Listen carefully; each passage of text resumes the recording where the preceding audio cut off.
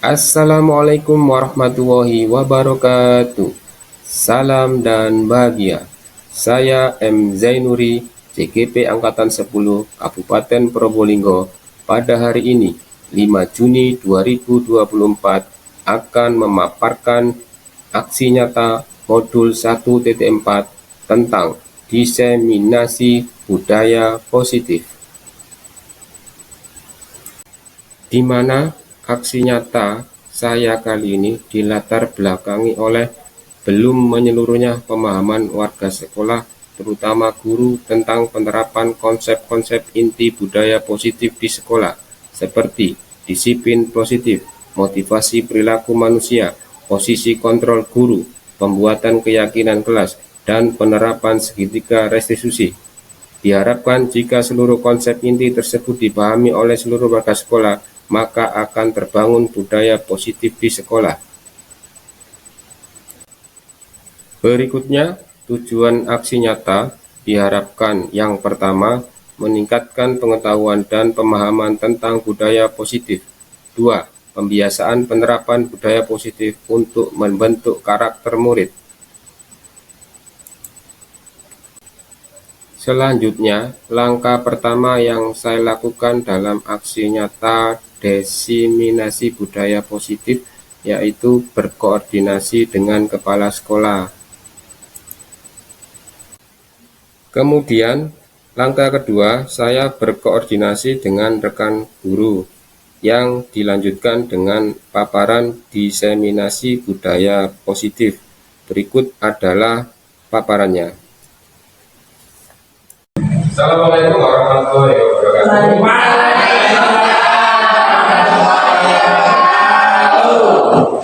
Yang saya hormati Bapak Kepala Sekolah SMK Purwokerto, Bapak Ibu Wakil Kepala Sekolah, Bapak Ibu Dewan Guru, dan Bapak Ibu tenaga pendidikan sekolah. Izinkan saya memaparkan diseminasi modul 1.4 pendidikan guru penggerak angkatan 10 tentang budaya positif. Yang pertama, Bapak Ibu, saya ingin sampaikan salam dan bahagia. Selamat datang Bapak Ibu guru hebat. Mari belajar bersama.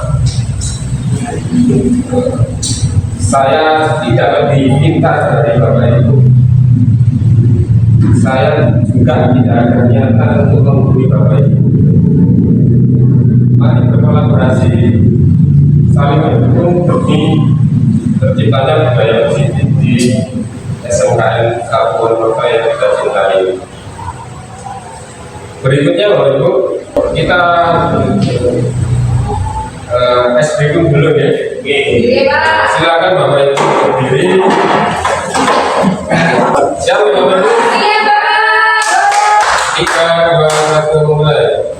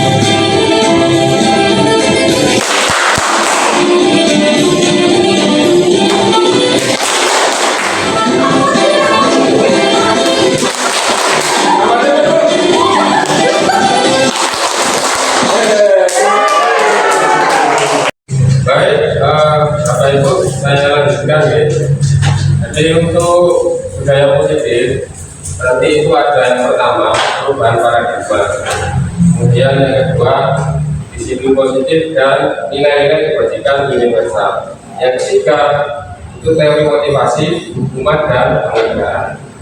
Terus terakhir nanti ada restitusi.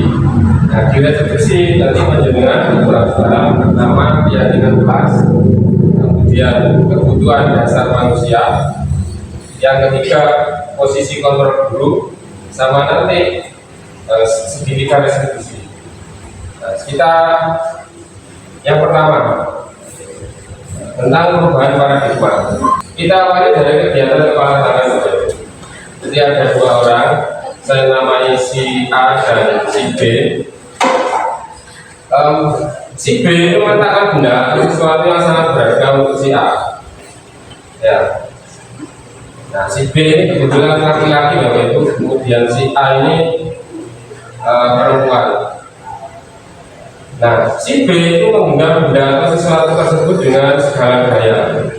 Si A itu berusaha untuk membuka genggaman dari si B dengan sekuat tenaga, bisa melalui bujukan, ancaman, rayuan, suapan, apapun pokoknya bisa membuka kepalan tangan si B. Nah, pertanyaannya Bapak Ibu,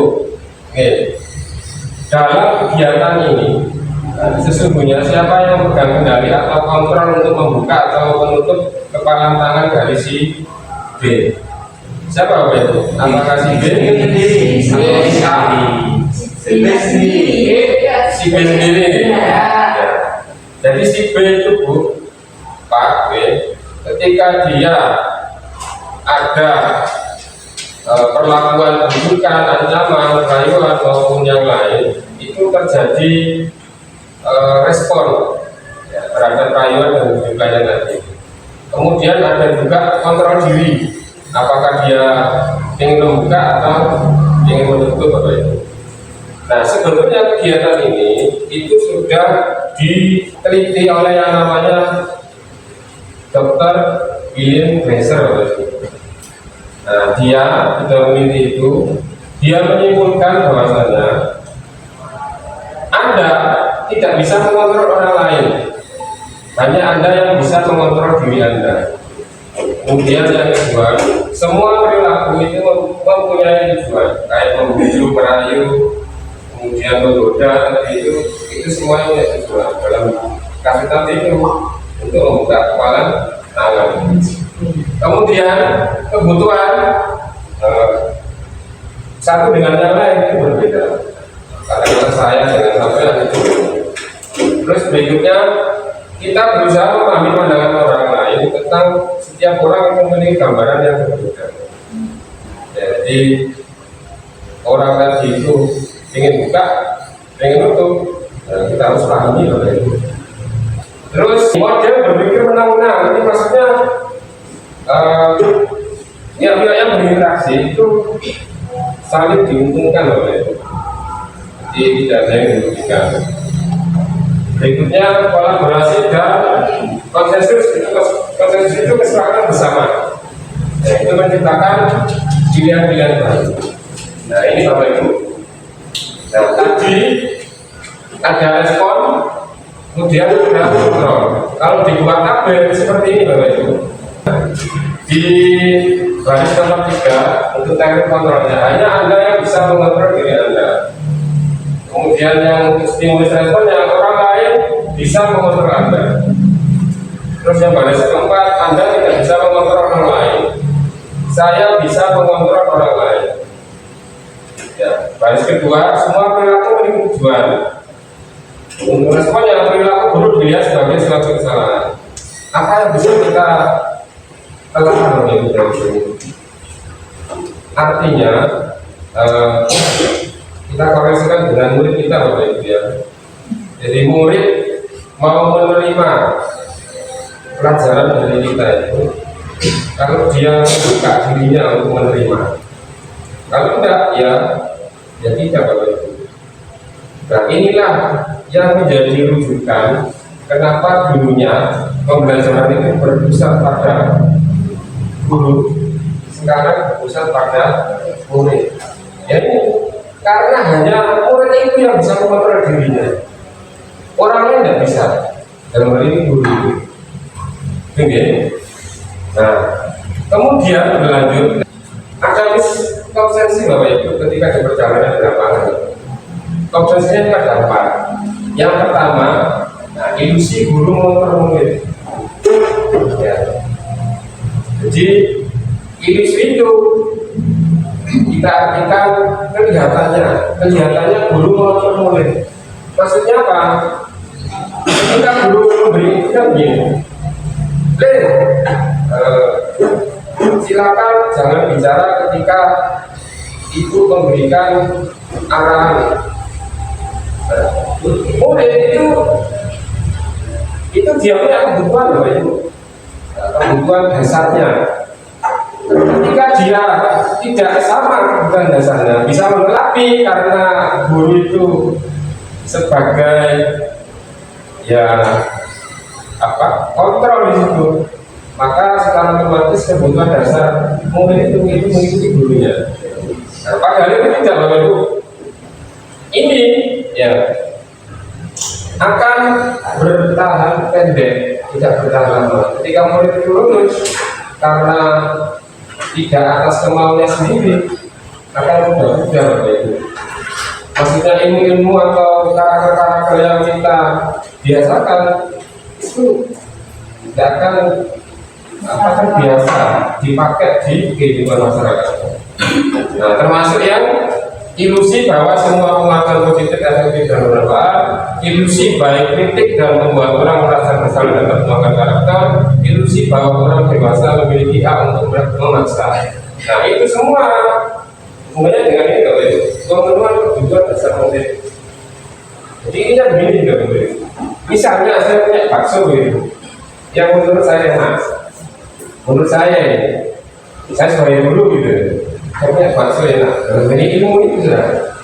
Nah, saya mau kasih ke murid.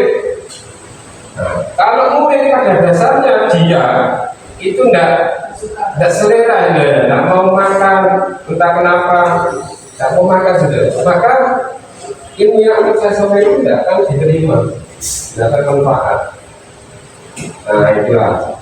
Nah, dari miskonsensi ini Bapak Ibu, yang semula berpihak pada murid, ditambahin Bapak Ibu, ditambahin pembelajaran itu berpusat atau berpihak murid yang mampu mendukung bakat, minat dan potensi yang ada pada murid. Karena setiap murid mempunyai minat, bakat, dan potensi yang tidak sama, maka perubahan paradigma baru yang dimaksud adalah pembelajaran yang berdiferensiasi. Inilah perubahan paradigma yang kita pakai sekarang. Berikutnya, ini peta konsep peta konsep budaya positif. Budaya positif itu ya kebiasaan positif. Oke. Nah, kita mulai dari teori kontrol tadi itu yang disampaikan, kita ambil hanya 4 gitu. Ya.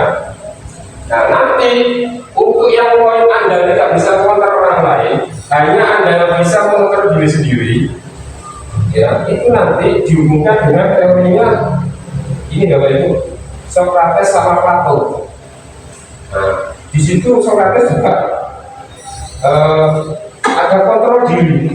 Nah, kontrol dirinya Socrates sama Plato itu mengarah ke disiplin. Nah, maka budaya positif menurut Dr. William itu ada disiplin yang maknanya itu belajar kontrol diri dengan menggali potensi kita agar tercapai tujuan mulia, yaitu menjadi seseorang yang kita inginkan berdasarkan nilai-nilai yang kita hargai. Nah, dari disiplin itu tentunya yang diambil disiplin positifnya. Nah, untuk yang kedua, poin yang kedua, semua perilaku memiliki tujuan. Ya. Nah, nanti turun itu menjadi teori motivasi. Motivasi itu kan dorongan baik disengaja maupun tidak disengaja agar kita bisa melakukan tindakan, yaitu motivasi. Motivasi itu ada intrinsik, ada ekstrinsik. Ekstrinsik itu dari luar, intrinsik dari dalam. Nah, motivasi kalau menurut Billion ini itu ada yang menghindari hubungan, ada yang untuk mendapatkan imbalan, sama yang ketiga untuk menghargai diri sendiri. Nah itu. Nah untuk yang menghargai diri sendiri, nah, nanti larinya ke disiplin positif ini.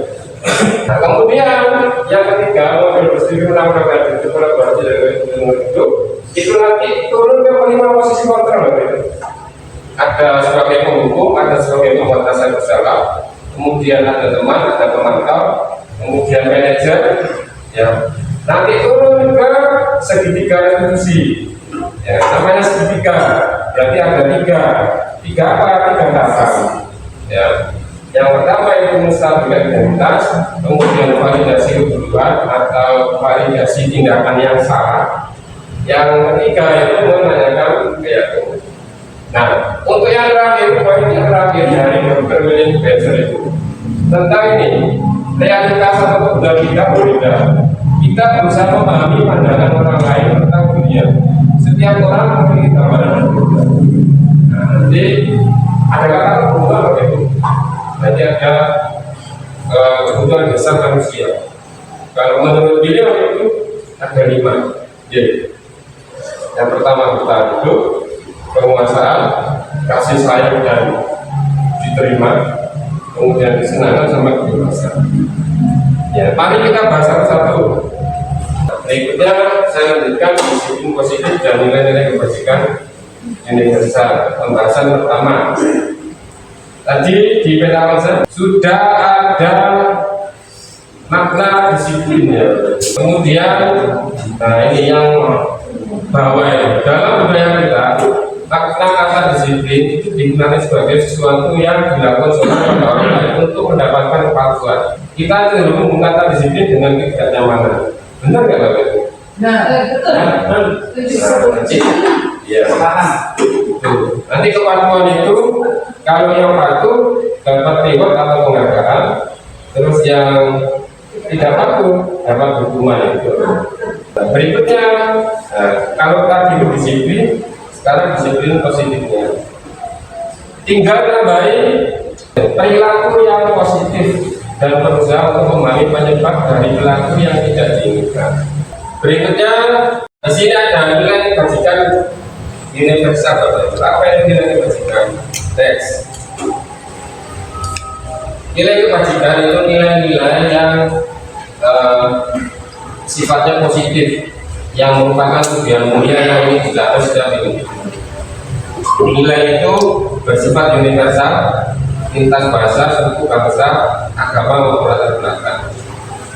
Nah, menurut Diana Grosson mengungkapkan bahwa mengaitkan nilai-nilai kebajikan yang dimiliki seorang itu mampu memotivasi intrinsik akan terbangun, sehingga menggerakkan motivasi dari dalam untuk dapat mencapai tujuan mulia yang diinginkan. Jadi itu Bapak Ibu. Jadi berpihak atau berpusat pada momen. Yang dikembangkan kegiatan itu apa? Nilai intrinsiknya dulu. Nanti dia akan bisa mengembangkan motivasi dari dalam.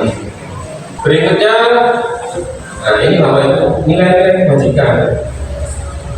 Kalau sekarang kita ada di profil pelajaran Pancasila, ada bimbang dan bertakwa pada Tuhan Yang Maha Esa, kemudian berapa mulia, mandiri, berdarah kritis, kemudian berubah, bertanggung kreatif, sama yang lain, misalnya empati, kemudian rasa hormat, toleransi, keadilan, mandiri, banyak.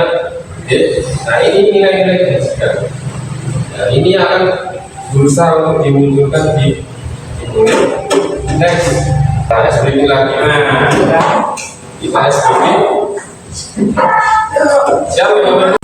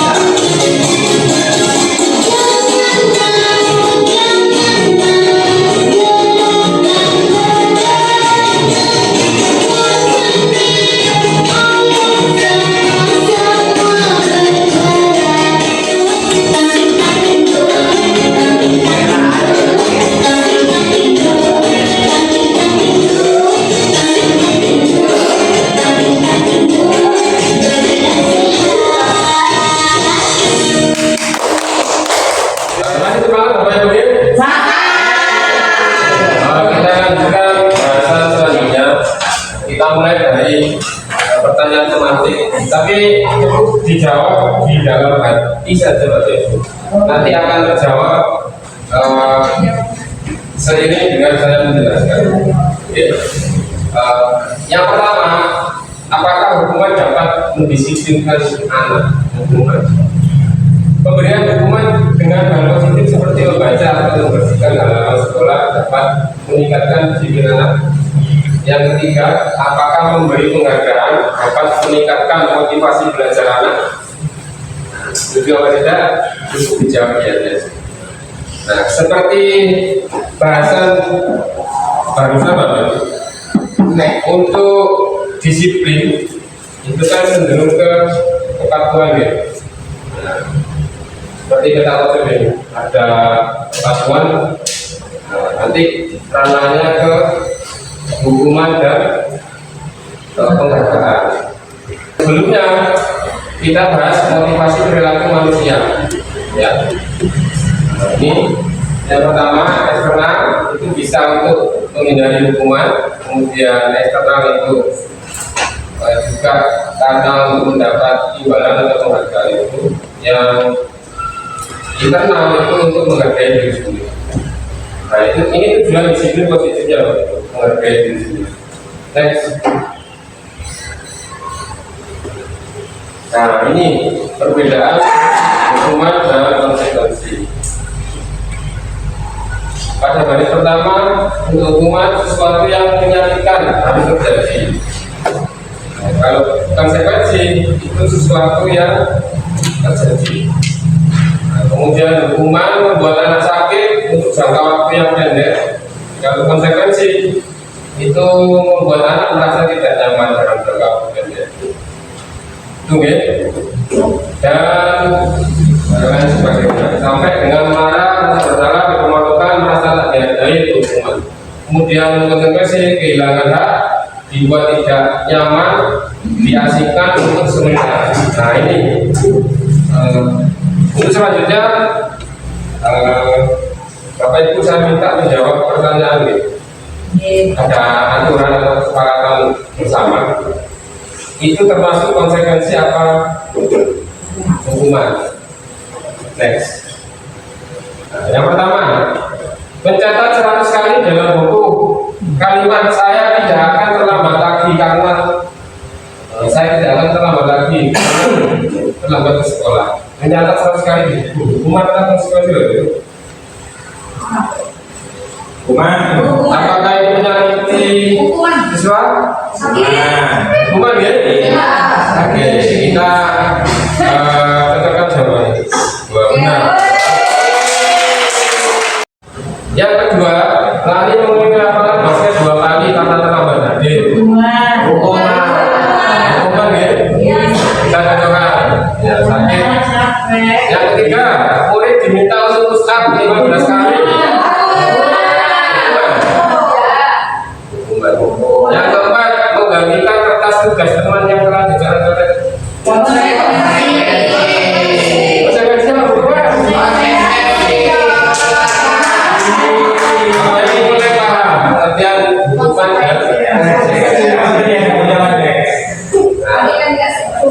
Kemudian membersihkan tumpahan air di meja tulis karena senggol pada saat belajar. Tidak menyakitkan ya. Yang berikutnya, murid disuruh untuk mengenakan sepatu seharian di sekolah karena tidak hukuman.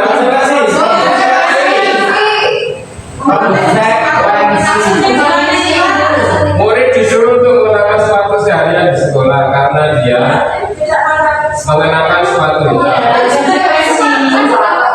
Tidak boleh paling mungkin Karena tidak mengenakan sepatu hitam, dan sepatunya itu selain warna hitam.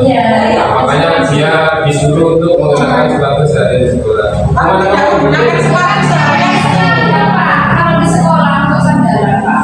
Iya. Dia Maksudnya begini pertanyaannya, pada sepatunya tidak hitam. hukumannya tidak memakai sepatu Seharian. ya, apakah itu menyakitkan? Apakah itu bekas dalam atau hukumannya?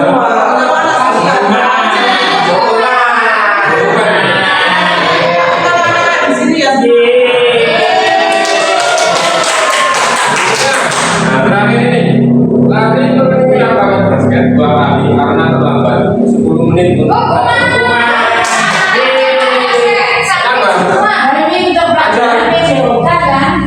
untuk pelajaran PJOK. Ada apa dengan pelajaran PJOK?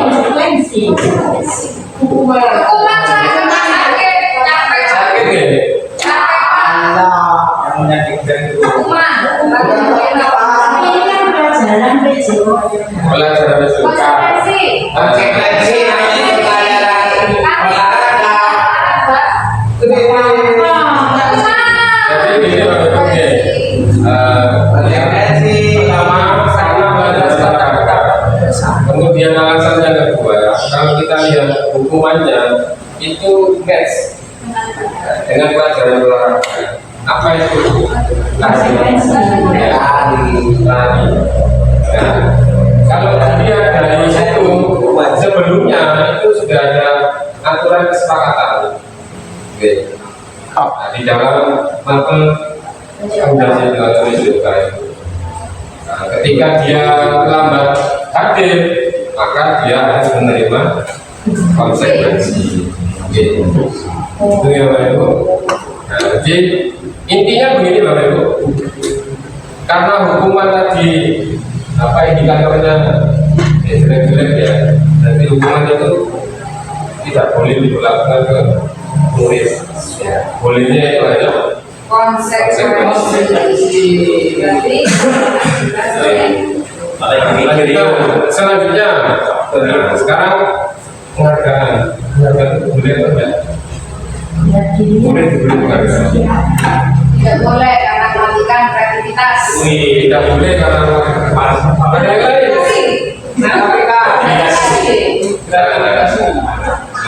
nah ini Bapak Ibu, jadi ada ilmuwan ya, namanya ini tertulis kecil Alfikon. Dia sudah melakukan penelitian apakah penghargaan itu baik untuk murid atau tidak. Ternyata tidak baik. Jadi nah ini sudah ada tulisannya, memberi penghargaan itu nilainya sama dengan menghukum seorang. Nah ini bisa menghukumnya dalam pengaruh jangka pendek atau jangka panjang. Tidak saya jelaskan satu-satu Bapak Ibu karena panjang. Nah, termasuk ini juga betul tadi penghargaan itu menurunkan kualitas. Penghargaan itu mematikan kreativitas. Penghargaan itu mengurangi motivasi intrinsik. Yang tadi itu yang tujuannya di situ positif. Oke. Yang benar apa? Kalau penghargaan yang benar itu kita beri ini apresiasi, ya, apresiasi atau pengakuan. Oke. Nah ini apa? Contohnya begini, ada situasi begini. Pada saat menolong murid baru di kelas kita, kemudian dia punya rasa empati ke murid baru itu. Ya, murid baru datang, dia tolong, karena dia beri catatan buku tugas-tugas catatannya. Nah, gurunya itu ini memberikan apresiasi yang boleh. Ada juga situasi yang lain pada saat kamu bantu teman-temanmu di tugas kelompok. Nilai kebajikannya boleh. Kata-kata pembukanya saya menghargai dan kamu mau membantu temanmu dalam tugas kelompok, maka itu akan dan seterusnya. Yang boleh itu memberikan apresiasi. Lanjut. Nah, sekarang kita ke restitusi. Oke. Apa itu restitusi? Restitusi itu proses menciptakan kondisi bagi murid untuk memperbaiki kesalahan mereka, sehingga mereka bisa kembali ke komunitas mereka dengan karakter yang lebih kuat. Katakanlah anak datang terlambat begitu. anak itu tidak merasa bersalah, malah dia punya solusi supaya dia tidak terlambat. Oke. Nah, untuk restitusi ini kita harus paham, ini Bapak Ibu, kita harus paham keyakinan kelas, tujuan dasar manusia, fungsi kontrol, kemudian segitiga restitusi dan aplikasinya. Gitu. Saya bahas pertama keyakinan kelas. Keyakinan kelas itu sama dengan nilai-nilai kebajikan yang diyakini. Gitu Bapak Ibu, nilai kebajikan dakwaannya. Jadi itu yang namanya keyakinan kelas. Nanti tingkatannya begini Bapak Ibu. Jadi ada aturan. Aturan itu disepakati oleh semua warga kelas. Nah itu namanya kesepakatan kelas. Oke. Nah kesepakatan kelas kan ada yang melanggar, ada yang tidak melanggar. Oke. Nah nanti yang melanggar itu dikasih konsekuensi dari itu. Ya. Nah kalau dia paham makna konsekuensi itu nanti menjadi keyakinan kelas. Jadi tarafnya sudah paham keyakinan kelas. Contohnya begini, berkendara menggunakan helm. Ya. Kalau alasannya masih supaya tidak ditilang, maka dia pada posisi peraturan. Oke.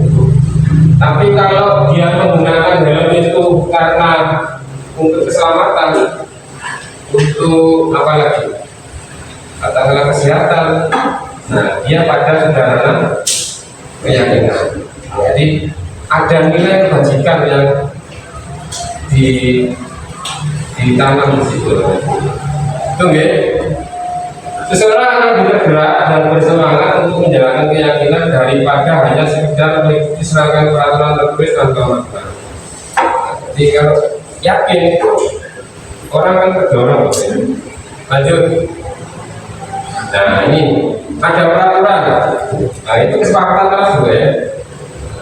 Sekarang tugas Bapak Ibu, apakah nilai kebajikan apa di dalam aturan kesepakatan kelas ini? Yang pertama itu ada selalu kembalikan buku ke tempatnya. Apa? Apa? Tertib. Terus mengembalikan buku ke tempatnya. Bertanggung jawab, kerapian. Nah, kita buktikan jawabannya. Di tempat bertanggung jawab. Kemudian dilarang mengganggu orang lain. Kenyamanan. Apa? Kenyamanan. Peduli. Apa lagi? Menghargai. Coba kita lihat jawabannya. Menghormati orang lain. Hadir di sekolah 15 menit sebelum pembelajaran dimulai. Disiplin. Disiplin. Terus ya bisa ini disiplin. Terus ada lagi? Tidak harus satu Bapak Ibu, bisa ditambahkan. Rajin. Ini ada komitmen Bapak Ibu, termasuk menghormati orang lain. Ya, gurunya tidak boleh datang sebelum dia datang. Harus di awal. Jadi kan dia menghargai gurunya. Bisa juga disiplin di tempat. Kemudian dilarang melakukan kekerasan. Apa ini Bapak Ibu? Nilai kebajikannya? Kasih sayang. Dilarang melakukan kekerasan. Kasih sayang. Apa? Menyayangi. Menyayangi. Menghormati. Nah ini keselamatan. Ya. Kemudian dilarang menggunakan narkoba. Kesehatan. Bergantian atau menunggu giliran. Sabar. Ya,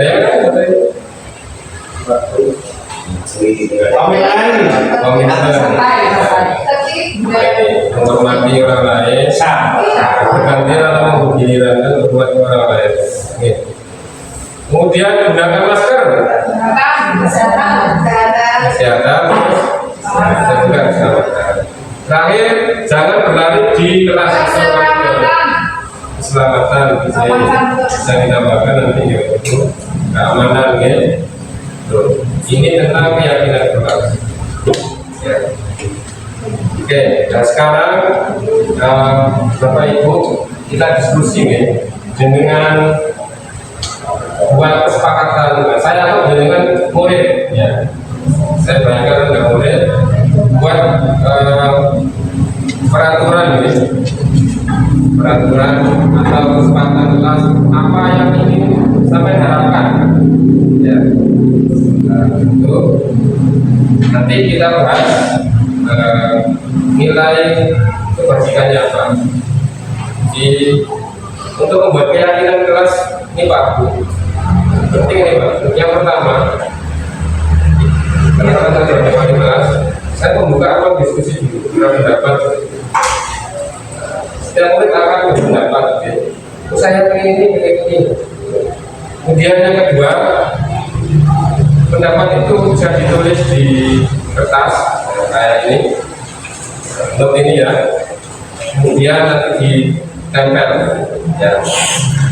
Terus aturan tadi itu dalam bentuk kalimat positif ya, tidak boleh dengan kalimat negatif seperti ini, tidak boleh.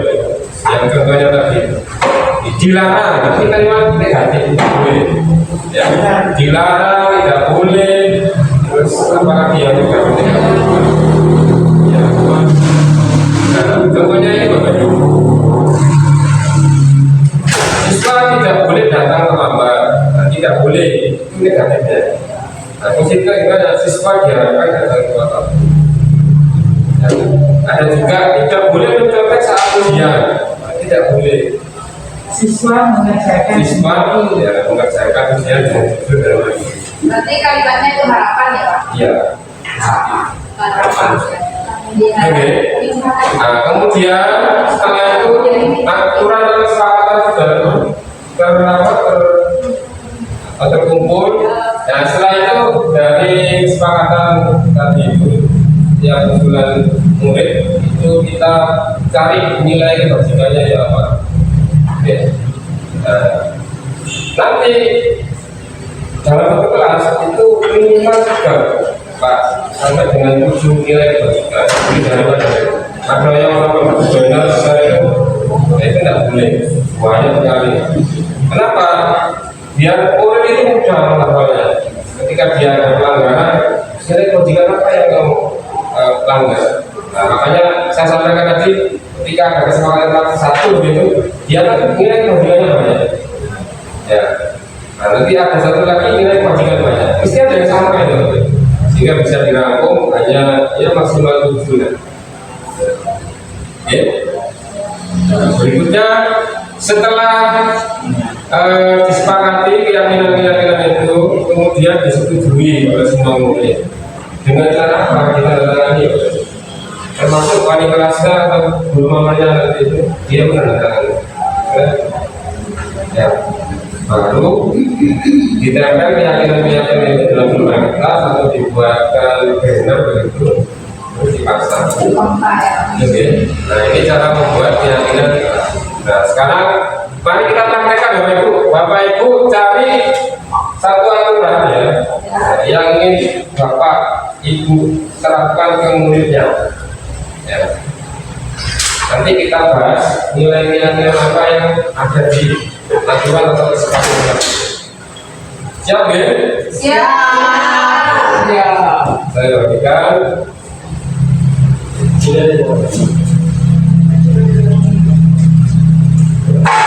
Bisa ditulis Bapak Ibu ya. Terima kasih. Ya, sudah bisa dilihatkan Bapak Ibu. Ini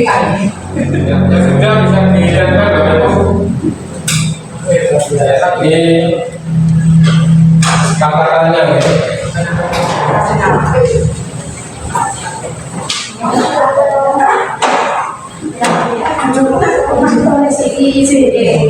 Ini peringatan kelas, berarti saya sering pakai untuk di kelas. Terima kasih Bapak Ibu. Saya mulai Bapak Ibu ya. Nah, baru ini kita cari keyakinan kelasnya. Ya. Ada kesepakatan berbicara dengan sopan dan santun. Kita kewajiban apa ini? Menghormati orang lain, menghormati ya, menghormati orang lain. Oke, ini berarti sudah. Berikutnya, menjaga kebersihan kelas, kesehatan, kebersihan, kesehatan, ya. Kesehatan.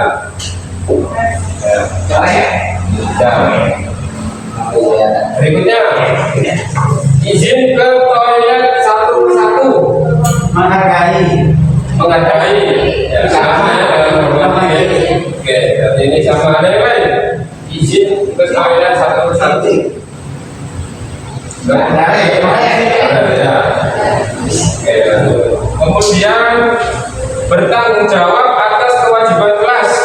Misalnya kalau bukan tiket, ya bayar tiket. Kalau komitmen, oke. Komitmen. Sudah. Tidak mencontek, bekerja dengan jujur. Tidak mencontek, jujur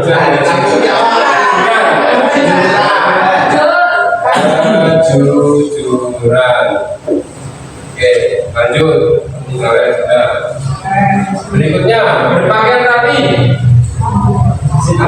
Disiplin. Pindahan. Ya, kita ambil disiplin, oke? Disiplin.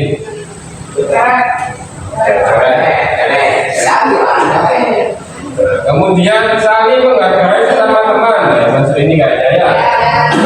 Hormati menghargainya ya. Kemudian mengumpulkan tugas tepat waktu.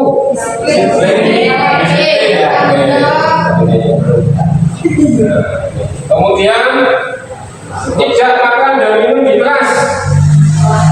Nah ini Bapak Ibu kalimatnya tidak boleh seperti ini.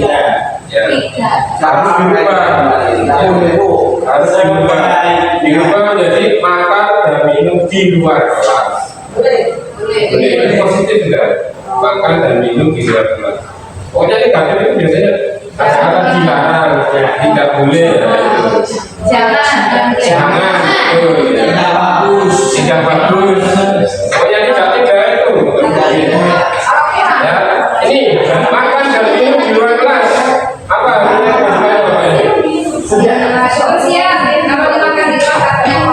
Kebersihan. Tidak ada ya? Tidak boleh. Kebersihan. Oke. Kemudian sholat zuhur berjamaah. Apa nilai kajian? Religius ya, dan tempatkan di atas.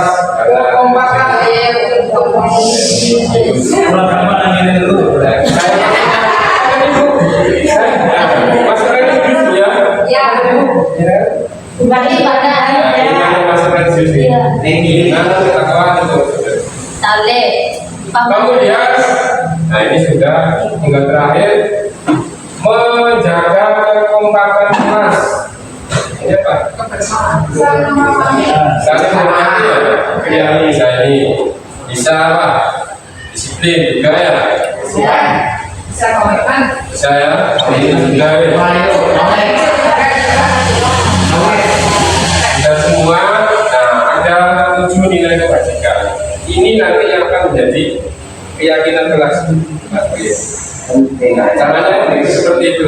Nah, 7 ini nanti dibuat ditulis di kertas atau dibuat banner, poster gitu nggak masalah.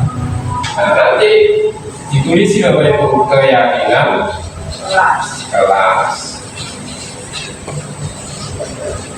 tas apa misalnya. Oke.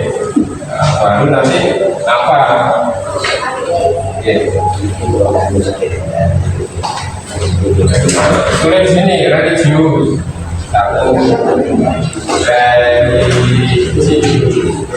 Dua. Menghargai orang lain.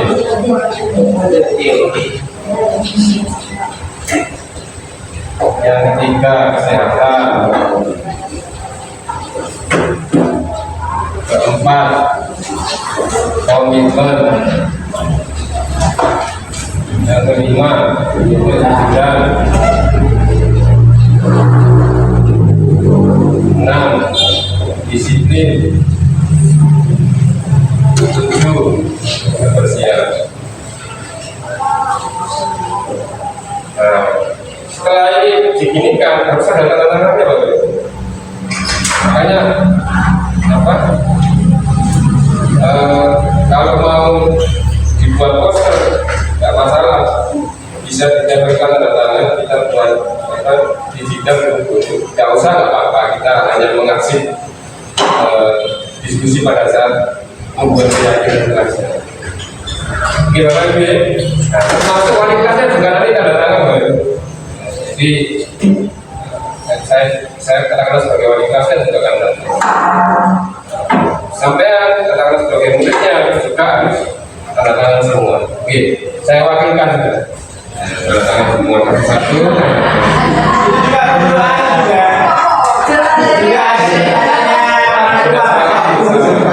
Oke, paham ya? Itu cara membuat keyakinan. Berikutnya, kebutuhan dasar manusia. Intinya begini Bapak Ibu, pada dasarnya anak ketika dia melanggar keyakinan itu karena dia tidak terpenuhi kebutuhan dasarnya. Contohnya apa? Nah, tadi itu ada ini Bapak Ibu, ada 5 ada cinta kasih, ada kesenangan, kebebasan, penguasaan. Nah, saya namanya ini juga penguasaan itu kompetisi, pengaruh. Oke, kita belajar Bapak Ibu. Ada sebuah perbuatan. Ini termasuk nilai apa tadi? Nilai kebutuhan dasarnya apa? Aku bosan belajar mewarnai terus di dalam kelas.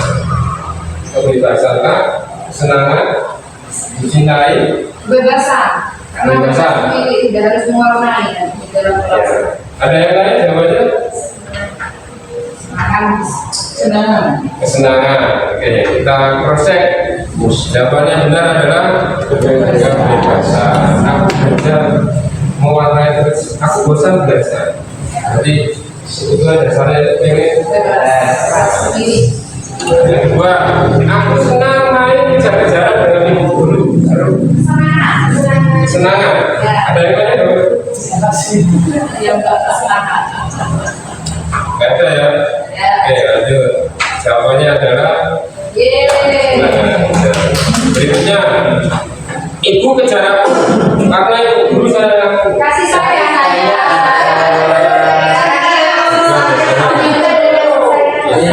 Kasih saya.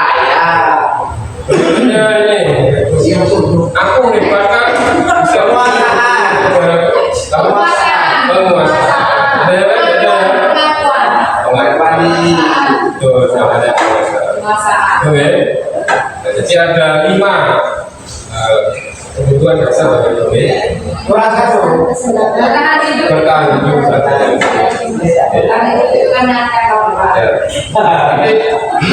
Ketika Bapak Ibu melihat murid itu bermasalah, Bapak Ibu harus tahu kebutuhan dasar anak yang tidak terpenuhi itu apa, sehingga Bapak Ibu bisa Sampai mencari solusi dari solusi dari ini ya Pak. dari masalah itu. saat Ya. Saya harus nanya dulu ya Pak, jangan langsung menjustis anak itu salah, tapi lihat dulu gitu. Betul. Latihan dulu. Nah, nanti itu ada di segitiga resolusi. Jadi permasalahan anak, gimana nyanyi-nyanyinya itu kita ada yang namanya segitiga resolusi. Dalam dunia itu. Dulu ya. Iya. Oke, lanjut. Nah, ini ya terkait dengan resolusi ada posisi kontrol dulu. Ada 5. Ada penghukum, membuat orang merasa bersalah, kemudian teman, pemantau, manajer. Nanti diharapkan itu kita sebagai manajer. Ya.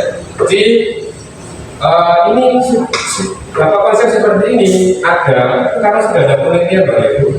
Nah, ini penelitian. Ya. Nah, jadi untuk posisi kontrol penghukum dan untuk posisi kontrol dan membuat rasa bersalah itu cenderung nanti mengarahnya ke identitas dagang. Untuk yang posisi kontrol yang lain, teman, pemantau, manajer itu identitasnya berhasil. Ya. Nah, nanti cirinya ini Bapak Ibu. Ya, kalau penghukum itu kamu tidak melakukannya awas ya. Apa? Nadanya keras, terus kayak menjustis ya, menghukum gitu. Kemudian membuat rasa bersalah, ya nadanya halus gitu Bapak. Nah, ini ciri-cirinya Bapak. Ya, banyak ini. Ya. Nah, sekarang jadi katanya Bapak Ibu. Kita di posisi mana itu ketika menangani anak itu kan dari kata-kata yang disampaikan oleh gurunya. Apakah dia posisinya sebagai guru, sebagai teman, sebagai pemantau, itu dari kata-katanya. Ya, kata-kata itu nanti di konsep ini. Ya, saya belum berbuat ini. Kalau dia menghakimi, menuju menyakiti, mencindir, dia masuk ke dalam hukum. Dirinya indikator. Jadi termasuk gagal itu Gagal ya. Masalah. Berhasil membuat anak sukses. Jadi kita harus berusaha manajer semuanya. Kembali itu, ayolah. Hitung ya. Nah, sekarang kita belajar lagi dari kata-kata. Nah, ini ada pernyataan, ada kata-kata. Saya kecewa sekali dengan kamu. Ini sebagai penghukum, teman, mantap atau manajer? Hukum. Hukum ya? Saya kecewa sekali dengan kamu. Karena kan kita berkata seperti itu teman-teman. Saya kecewa. Nah, jawabannya membuat orang bersalah. Ya, bersalah ya Bapak Ibu. Bersalah. Ya, yang kedua, kamu tidak pernah benar melakukannya. Ya, hukum. Penghukum teman, apa membuat rasa bersalah Hukum. atau apa penghukum? Ada yang lain? Menyakitimu kan? Tidak pernah. Kamu tidak. Apa saja ada tulisannya? Ada teman ya, kemudian ada penghukum, ada membuat rasa bersalah, kemudian pemantau, kemudian ada manajer. Pemantau. Kita lihat jawabannya. Berarti kita terkencang. Ayolah, lakukan demi ibu. Teman. Mengajak. Ya, kita lihat ya.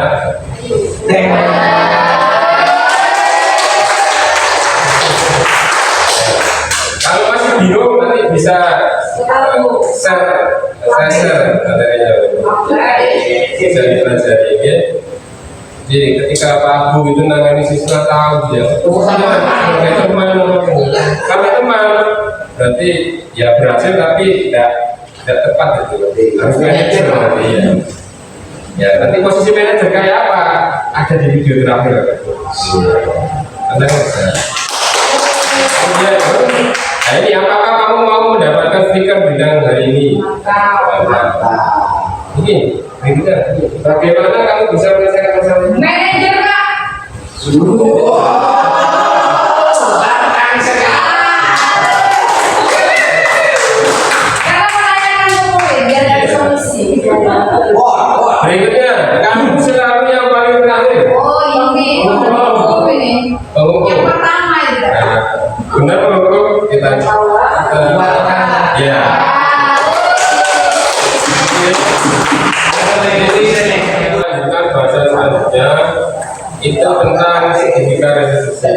Oke. Nah, namanya segitiga berarti tiga, ya. Tiga yang dimaksud itu tiga langkah, tiga tahapan. Ini Bapak Ibu tahapannya. Yang pertama itu menstabilkan identitas yang pertama. Ya, biasanya menstabilkan identitas, kemudian validasi tindakan yang salah. Yang kedua. Kemudian yang ketiga itu menanyakan keyakinan. Oke. Nah, kita bahas pengertiannya Bapak Ibu. Kalau yang ini kata-katanya biasanya disampaikan guru ke murid. Menstabilkan identitas. Kamu bukan satu-satunya yang pernah melakukan ini. Setiap orang pasti pernah melakukan kesalahan. Kalau yang validasi tindakan yang salah, kamu tentu punya alasan mengapa melakukan itu. Adakah cara yang lebih efektif untuk mendapatkan apa yang kamu butuhkan? Kalau yang menanyakan keyakinan kelas apa yang akan kita sepakati? Nah, begini Bapak Ibu. Makanya restitusi itu harus tahu keyakinan kelas. Oke ya. Oke. Nah, kalau secara pengertiannya itu begini Bapak Ibu. Menstabilkan identitas itu istilahnya menetralkan situasi. Ya, menetralkan situasi. Untuk membuat anak merasa gagal karena berbuat salah menjadi positif dirinya. Jadi katakanlah ya kayak ada kejadian pembunuhan gitu, polisi itu kan keterangan lokasi pembunuhan, baru dia bertindak dalam langkah berikutnya. Sama dengan itu, menstabilkan itu, yang stabil. Nah, guru berkata ini berbeda. Berbuat salah itu hal yang manusia, tidak ada manusia yang sempurna. Kita pasti bisa menyelesaikan permasalahan ini. Pokoknya menetralisir lah kata-katanya, harus menetralisir. Membuat anak itu tidak makin emosi, tidak makin jatuh. Aduh, apaan ini nah, tidak seperti itu. Dia membangkitkan kembali. Nah, ini kan namanya menstabilkan identitas. Kemudian langkah yang kedua itu validasi tindakan yang bersalah. Ya memvalidasi, mengecek ya kebenarannya, ya benar dia melakukan atau benar dia tidak melakukan seperti itu.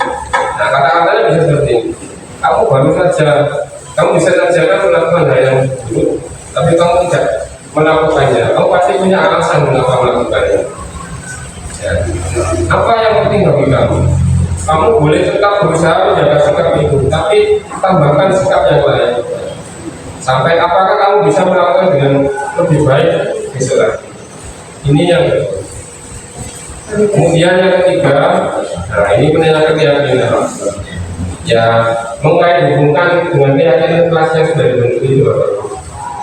Ya, nanti anak, nah ini berusaha membuat anak merefleksi. Merefleksi, ini apa ya? Kemudian nanti dari sini akan timbul solusi, rencana solusi yang disampaikan oleh kita. Kata-katanya bisa begitu. Apa nilai yang kita percaya dengan sekolah itu atau sekolah kita? Nilai-nilai universal apa yang kita sepakati? Kelas yang ideal itu seperti apa sih? Kamu ingin jadi anak seperti apa? Apa yang kamu rasakan? Ketika kamu melakukan itu, kamu menjadi orang seperti apa? Coba baca ya. Berikutnya, nah ini contoh.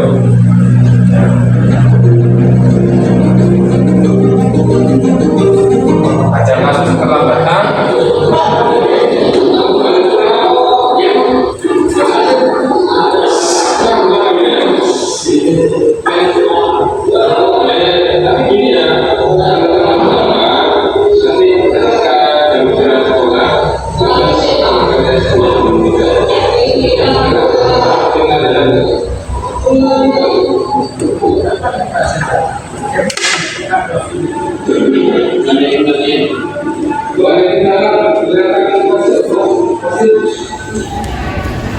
Ya, silakan duduk. Ya, sama-sama. Begini Mas Rasid. Mas Rasid sudah tahu ya kenapa Pak Jen dulu datang ke sini. Iya Pak. Apa Mas? Datang terlambat ke sekolah. Datang terlambat ke sekolah. Bangun jam berapa Mas Rasid? Jam 7 Pak. Jam 7. Berangkatnya ke sini jam berapa? 7.15. 7.15. Berarti sampai sekolah 7.30 berarti ya. Iya Pak. Jadi begini Mas Rasid, itu kan pelanggaran ya. Setiap orang itu punya kesalahan, termasuk saya dulu juga pernah melakukan kesalahan. Dalam hal ini ya terlambat itu juga. Kira-kira Mas Rasid punya alasan nggak kenapa sampai terlambat datang ke sekolah? Tidur terlalu malam Pak. Tidur terlalu malam. Jam berapa tidurnya? Jam 1 malam Pak. Jam 1 malam. Malam sekali ya? Iya. Ngapain aja ya? Main HP Pak. Main HP. Asik sekali ya, seru sekali ya main HP-nya. Ini Mas Rasid masih ingat keyakinan kelas kita? Iya Pak.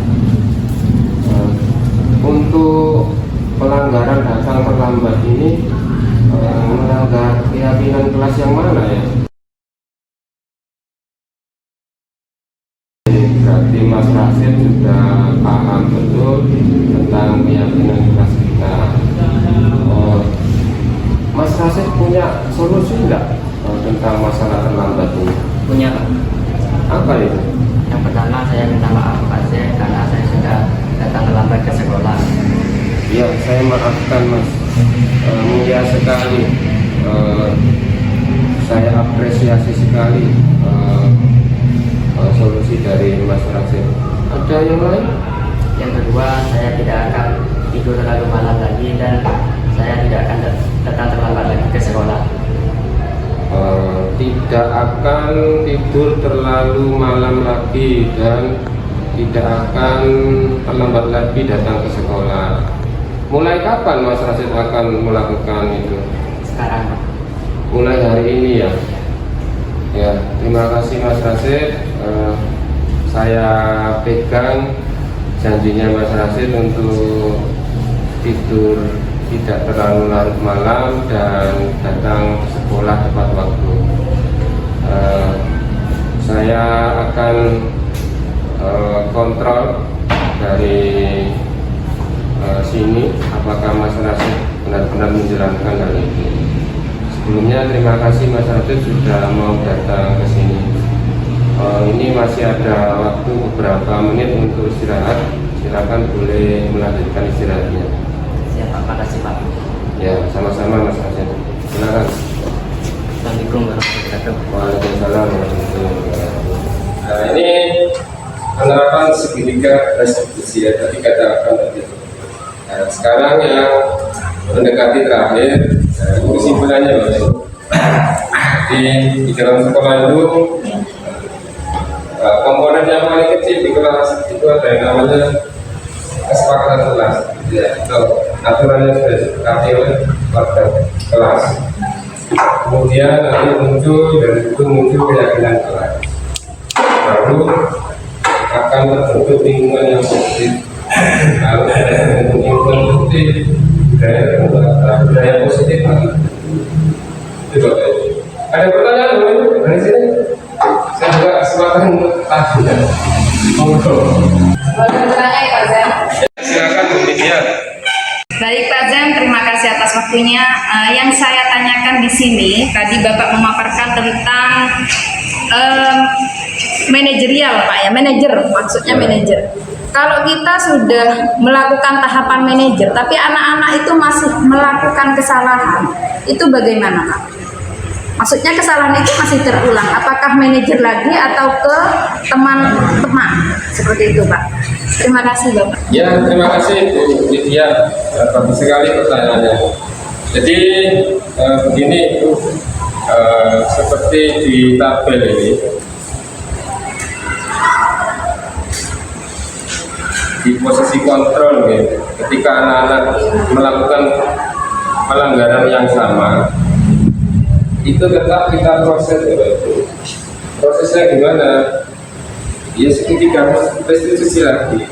Posisi kontrolnya juga harus sebagai manajer lagi, tidak boleh sebagai teman atau teman tahu, karena ya itu sudah penelitian loh.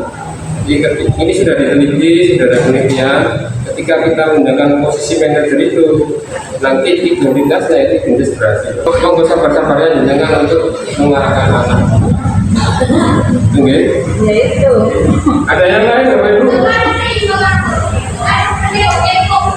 Ada ya? Sudah Pak, jelas Pak. Kalau tidak ada Bapak Ibu, saya minta sampai merefleksikan diri nih, apa yang sudah saya dapat untuk paparan diskriminasi dari saya. Saya akan berikan nih, silakan ditempel, jangan lupa diberi nama.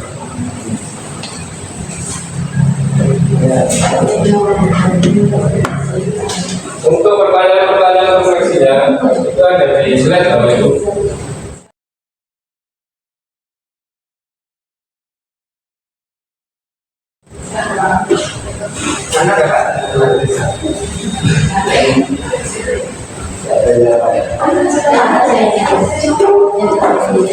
Yang sudah bisa ditempel.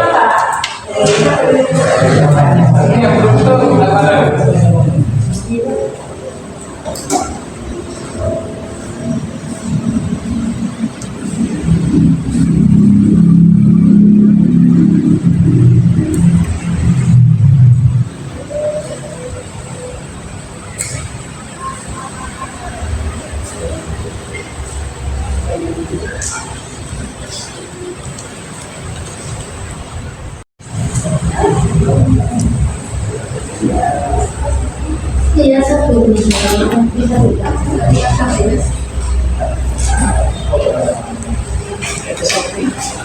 menjadi acara ini dan juga sekarang.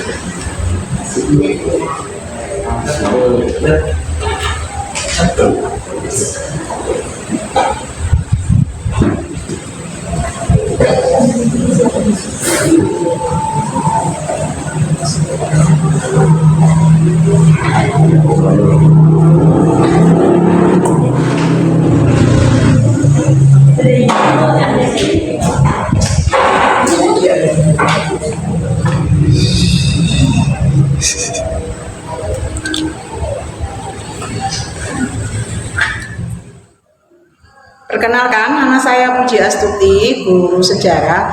Saya merefleksi hasil kegiatan di siang ini. Yang pertama adalah paradigma yang saya dapatkan adalah budaya positif. Dan yang kedua, perasaan saya sangat senang sekali mengikuti kegiatan ini. Yang ketiga adalah peran Among sebagai pemantau oleh peserta didik. Sedangkan yang keempat adalah Among yang selalu dirindukan oleh peserta didik. Terima kasih. Ya, terima kasih Bapak Ibu sudah membuat refleksi.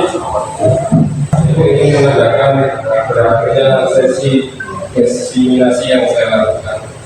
Terima kasih Bapak Ibu berlibat. Mudah-mudahan Bapak Ibu paham apa yang saya sampaikan, kemudian bisa mengungkapkannya ke peserta didik. Jadi sekali lagi mohon maaf apabila ada kesalahan. Assalamualaikum warahmatullahi wabarakatuh.